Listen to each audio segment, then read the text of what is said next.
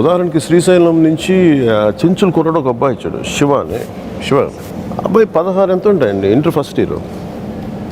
ఇది ఎప్పుడు 2019 తర్వాతే కదా, కోవిడ్ ముందు.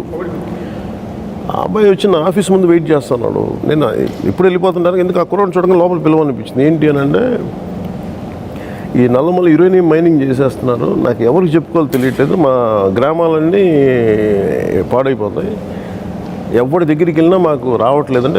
అబ్బాయితో మాట్లాడితే 16-17 నేను గ్రీన్ ట్రిబ్యునల్కి ఫోన్ చేశాను, నాకు ఇంగ్లీష్ రాదు, నేను చెప్పే ముక్కలు ఇంగ్లీష్, వాళ్ళకి చిన్న చిన్న ఇంగ్లీష్ నాకు అర్థం కావట్లేదు, నువ్వు హెల్ప్ చేయని వచ్చాడు. ఇలాంటి వ్యక్తులు తెలంగాణలో నన్ను బేసిక్గా నాకు జనసేనకి అట్రాక్ట్ అవుతుంది, నా దగ్గరికి వస్తారు వీళ్ళు. సో నాకు వాళ్ళ కోసం దాన్ని యాక్టివేట్ చేయాలనిపించింది నాకు.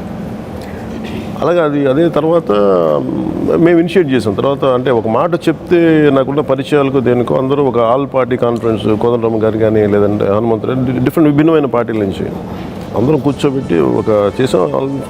గవర్నమెంట్ కూడా దాన్ని ముందుకు తీసుకెళ్ళి అక్కడ ఆపింది. అంటే ఇలాంటి వ్యక్తులు చాలా బలంగా ఉన్నారు.